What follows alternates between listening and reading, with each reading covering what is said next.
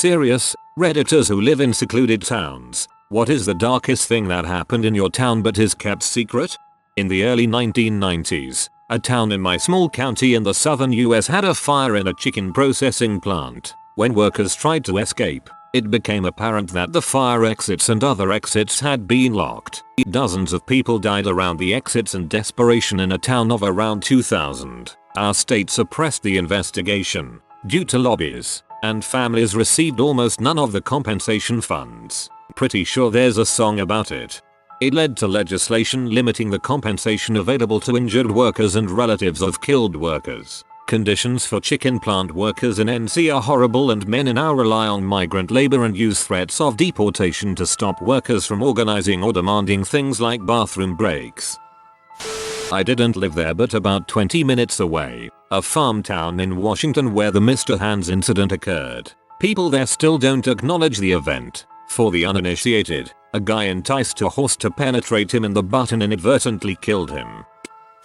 My grandpa's father was murdered by the wealthiest man in town a long time ago. Not 100% sure of the exact year. Money exchanged hands with law enforcement, and nothing ever came of it. Until one day my grandpa's anger about the situation boiled over, and he threatened to kill the man in retribution. Law enforcement caught wind of it, and in order to save the cover-up, forced him to leave town or be arrested. He moved from that small town bordering two southern states. Hint, it's a mashup name of the two states into one, up to Ohio. He met my grandma, and now I exist. So at least I can blame a murderer for every bad thing that happens to me, since I wouldn't have existed without his crime. The most interesting things go down in Florissippi. I wouldn't say we live in a secluded town, but when my mother was in school, her best friend got a job working for the sheriff. She later came to school and told them that the sheriff had been molesting her. She also began telling people about what they have been using the tunnels under the town for. The police supposedly had been filming child pornography. After that day she never made it home. She was found later naked, hog-tied and shot in the back of the head. No one could prove it, and the sheriff had been suspected of many things but nothing ever came of it. They just announced that there was a man seen in a white van abducting people, but her friends knew. Her family knows. This is Red Bluff, California BTW. The tunnels were originally used by Chinese immigrants. They go through our main street and through Rio Street. They led to houses and some businesses, but they have been condemned. There are sensors down there though, so if you get in, the police are right there to get you out. Holy crap, this one gets me. This is why people are afraid to report their abusers.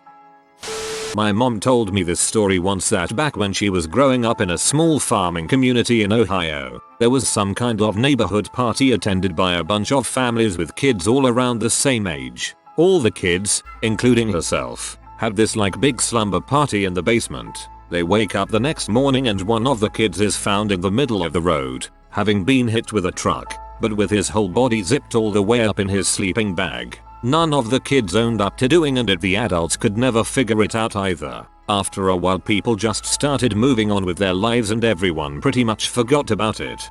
What the heck?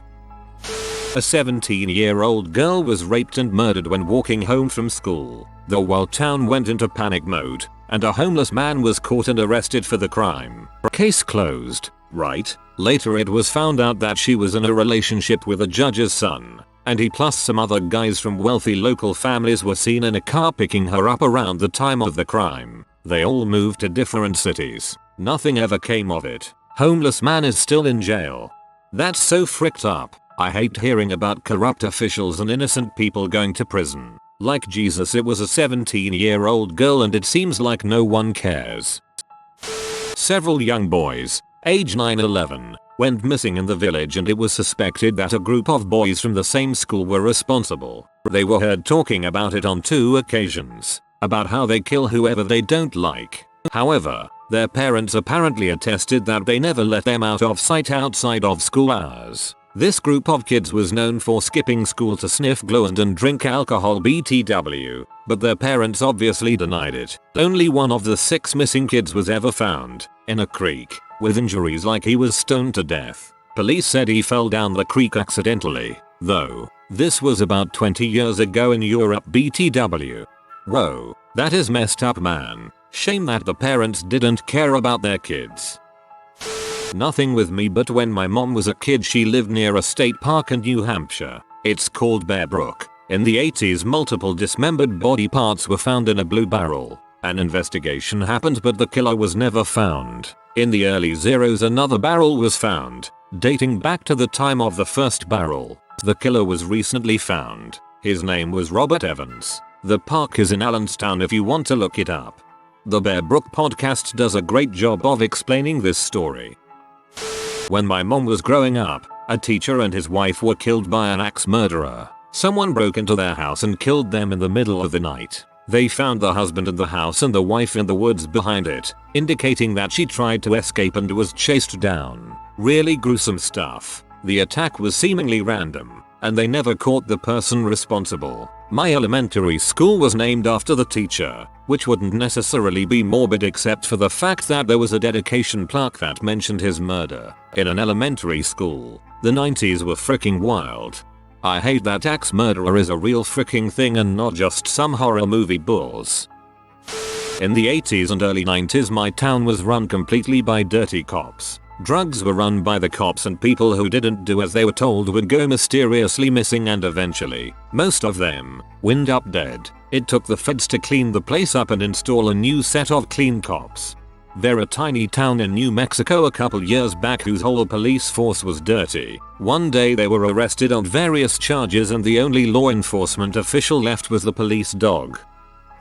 It's still happening in my town. This specific event happened directly in my gated neighborhood. A member of a Russian gang got his house shot up before they went inside to finish the job. My wife saw them drag out the body. Organized crime bosses live in my town and the two neighboring towns. I live in NJ.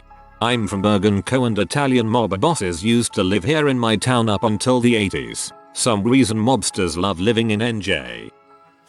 My town isn't very secluded but I think this still works. So there is this building that used to be a hotel and one day this guy shows up and he takes multiple trips going in and out with a bunch of equipment. They found him a little while later in his room. He had assembled an entire guillotine and cut his head off.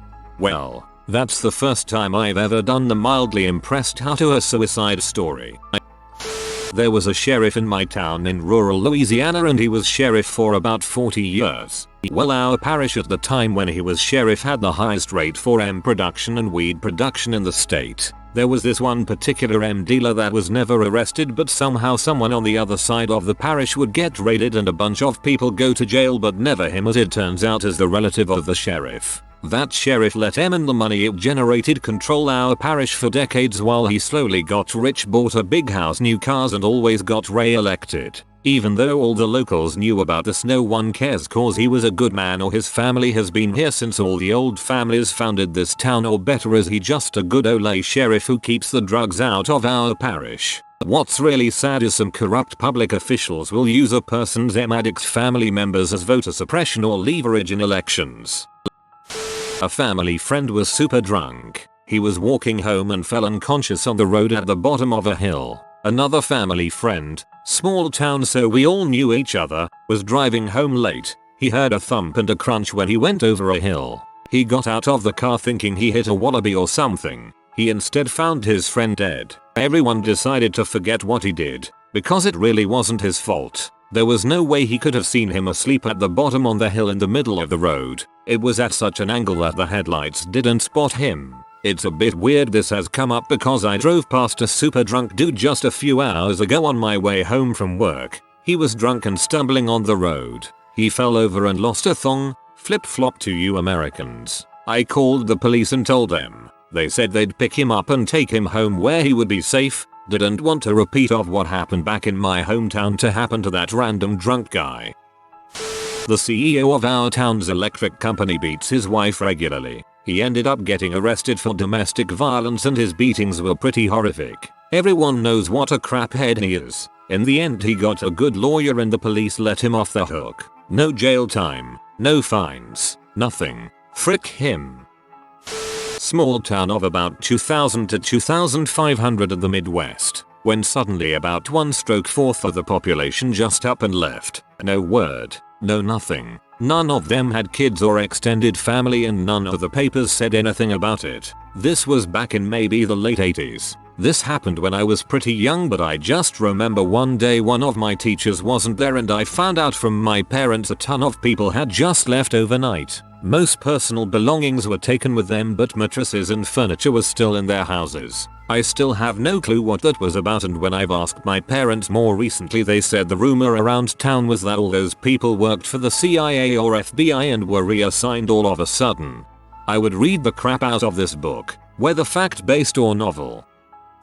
Honestly, our town has so much crime, specifically stabbings, drug use, armed robberies, that it never appears in the town's newspaper anymore, and when people find out they just say something along the lines of, "Oh, again." It's honestly just become so normalized here, yet in the village not even 2 miles away, there hasn't been a crime or a criminal hiding there in years. Another thing is that a mine collapsed and killed a lot of people, both in my town and one nearby. There was never any news coverage on either, and it's extremely hard to find any information about it. Most people I've told had no idea. Over the summer there was a guy found hanging from a tree on the sheriff's property. The sheriff disliked this young man and treated him poorly during his incarceration at the county jail. Many witnesses said that the day he got released from jail, the sheriff invited him to his secluded property and told him he could help him get back on his feet. 2 days later, a couple of teenage boys fishing in a creek discovered the guy hanging in a tree. Authorities was notified. No investigation was done, and it was immediately ruled a suicide. This boy was a known drug addict with no family or friends, so there was really no one to press the issue. The local news wrote a small article on man found dead from apparent suicide, and then it was hush hush after that. It's just one of those things we will never know. That is uber fricked up. The doctor who tried all these wacky treatments to save his young patient from tuberculosis and became infatuated with her. After she died, he eventually robbed her grave, mummified her, and lived with her body for 7 years before being found out. Did not go to jail and lived his years out in town, I believe. Everyone knows about the fun part of Centralia Park, the spooky mine fire, the ghost town, etc. What most don't know about was how divided the town became and how they ganged up on the kid who fell in, Todd. How they harassed him and accused him of lying for political gains. He was just a little kid who suffered a near-death experience, and his own neighbors started a smear campaign against him. About 50-60 years ago, my neighbor's grandfather chased away all minorities from our village. He set their houses on fire and destroyed the properties they left behind, so they never came back. There are very few minorities in my village to this day. Even tough, that guy is long dead. His grandson is married to the only doctor here and he's a great neighbor. ETA. This got way more attention than I expected, so I'll try to clarify some things. This happened in Hungary and I don't know of any other similar cases here. The towns nearby have noticeably more minorities, and it got me thinking why our village has only 2 gypsy families. When I asked my grandma about this, she told me this story but little else about it. She asked me not to tell this to anyone because only the elders know about it, and some of them deny it ever happened. Apparently my neighbor's grandfather, let's call him Jay, was one of the loudest against the minorities, mostly gypsies, and he decided they had to go. So one night he set their houses on fire and they left. To be fair, I highly doubt this was done by a single person over just one night. It's important to note that my grandmother was a child when this all happened, so she might remember some details wrongly, and since nobody has ever talked about Jay's attack, I can't confirm what exactly happened. I for myself think that 20-30 families can't be thrown out like this overnight, so there are definitely some things that just don't add up. I hope this helps to understand it all a bit better, and feel free to ask more. That's some scary crap right there. Local high school girl gets in a fight with mom and leaves to walk to her friend's house. She never makes it. The family reports her missing. I don't remember the exact time frame, but there are leads that don't go anywhere. Then maybe a month or more later, a farmer finds a body in his field about 20 miles away. The catch being that it's off the same road her stepfather, who has records for domestic abuse and even has a file for hitting this same girl on top of the wide variety of abuse against mom and previous partners. Well, this road is the one he takes to work every day. Ultimately, it can't be proven It was overheard by his co-workers him saying she had it coming anyways. Now the mom posts on Facebook a picture of a man and swears up and down everyone needs to leave her and her husband alone and that the man on her FB is the real killer. It's clear to most locals her husband did it and she's covering for him. Nancy Grace talked about it on her show for like 2 weeks straight. Not so much a dark secret, but my townhouse is a bombing range that is still in use. No one has ever met anyone who works on it. No kids at school ever parents who work there. We never see planes or anything, but there is a guard at the gate. What was truly odd is that if you ask a resident about it, we all say the same thing. Oh, the bombing range. There's nothing out there. Might just be unsafe, so they keep it guarded. In Mom's seaside hometown, there's a decommissioned lighthouse offshore. Even though utilities to the lighthouse have long been disconnected and the building locked, residents have noticed the beacon turn on at late hours of the night, just for a few minutes, then mysteriously grow dark again. It happens so infrequently that the time of illumination can't be predicted. As I once described here, no one has figured out how or why this happens. I've always wanted to live in a decommissioned lighthouse, and there would be a button I could press that would send the lighthouse into space. I wouldn't say that it's kept secret, but it's so horrific no one really wants to bring it up. A young, early 20s, mentally challenged woman was out with a male family friend and his friend who were a little younger, I think 18 and 19 at the time. They picked her up and drove her to the woods where they repeatedly stabbed her and then lit her on fire while she was still alive. If that wasn't awful enough, they went back to reburn her body a few days later. She had rejected advances that they were making on her. Her body was found by hikers a few days after she was killed, and a few weeks later both boys were arrested. Both of them plead guilty, but offered no reason for why they did what they did. I returned home from school one day to a very powerful smell of gasoline throughout my neighborhood and every emergency responder our town had. It was later found that a father of 3 little girls, who wasn't living there, tucked all 3 girls into bed and slit their throats. He gained access to the house by dismissing the babysitter. He then tried to blow the place up by flooding the basement with gasoline and calling the mom telling her come home, I've hurt the girls. Thankfully the mom went to authorities instead. If he was successful, my house would have blown as well. The father turned himself in and has been in prison ever since. The daughters were memorialized with a playground and the house has been torn down. I'm not sure what happened to the mom, but I've heard here and there that she has found peace in a new town. I live there, too. It's really sad visiting that playground, knowing the backstory of how it came about. It is nice how they tailored the different sections of the playground to each girl's interests, though. I lived and worked near the Nxivan cult. At one point, they would have corporate retreats at one of their buildings, and it would always be young and secure looking women who would show up. Apparently, some of these women became so brainwashed they left their families to move into this community Nxivan created. Come to find out, there was an order created by the Vanguard, head of Nxivan, and the prefect, second in command, where initiation was ongoing. It included handing over incriminating photos, starving yourself to look like the Vanguard's ideal woman, forced to sit in cages, and so on. Once you were brainwashed enough, you were branded and became a slave. This freaking cult leader also claimed to be the 3rd best problem solver in the world. What the frick does that even mean? He also was a scummy infomercial guy at on point too, I think. That was before his cult leading days. Frick Keith Rainier. Well, we had the 32-year-old son of a prominent member of town rape and sodomize a 14-year-old girl. Notable quotes from the kangaroo court. She was begging for it. You see the tea on that one. How was I supposed to know? She didn't try real hard to stop anything. Anyways, he got off with a slap on the wrist. 2 weeks later, he was found by cleaning staff in the local gym, beaten with a wooden broom handle shoved up his butt. Rumor was that it was a group of guys from the high school that jumped him after another chick lured him there. Honestly, a lot of people know who did it, but no one breathed a word. He survived, but left the area and basically just disappeared.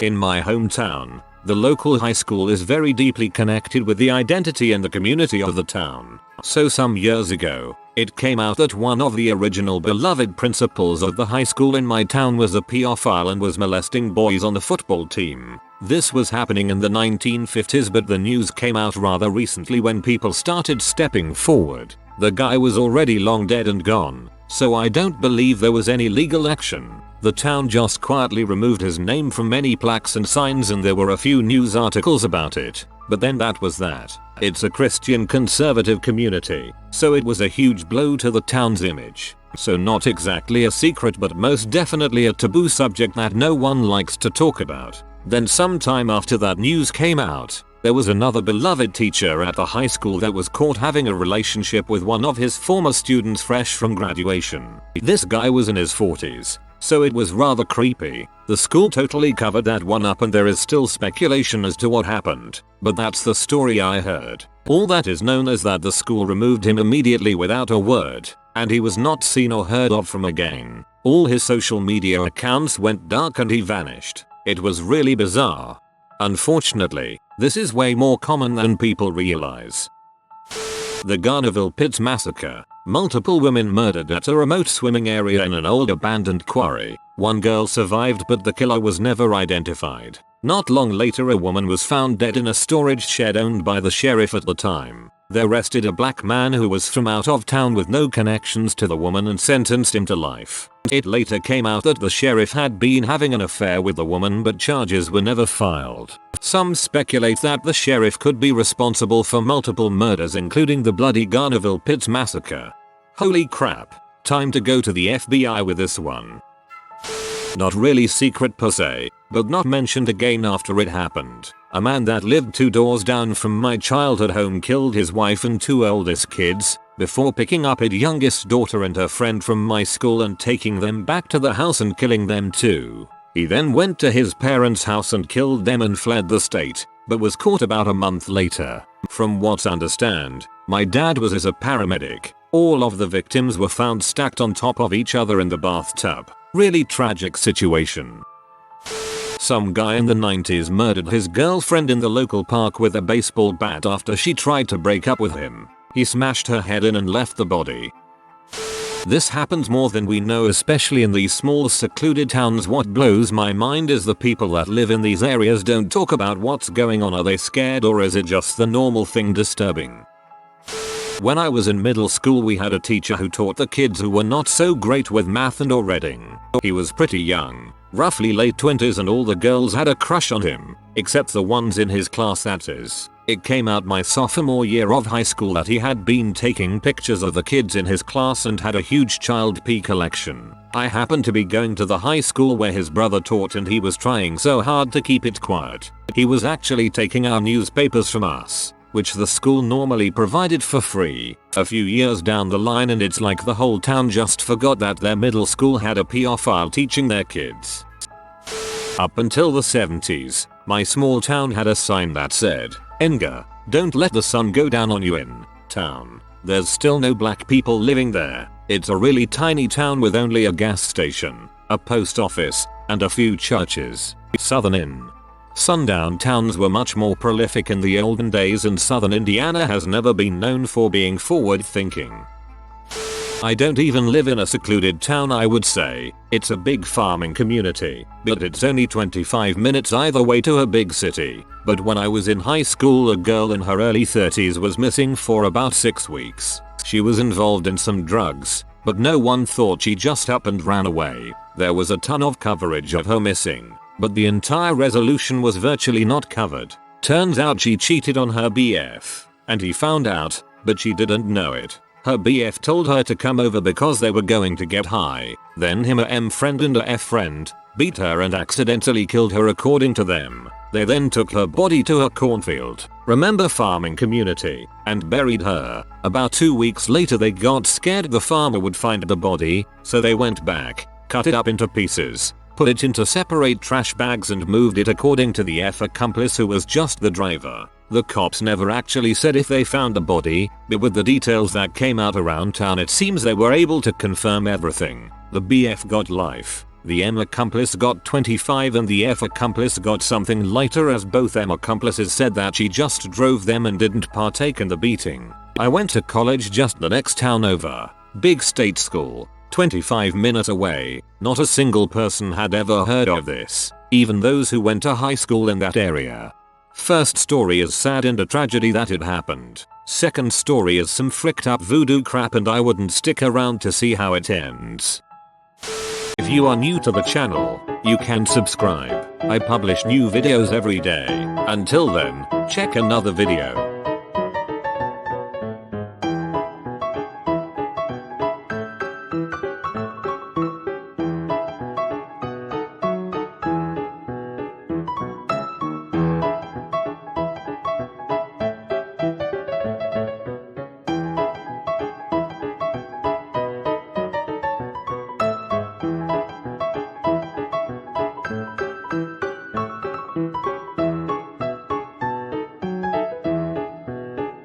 Bye for now.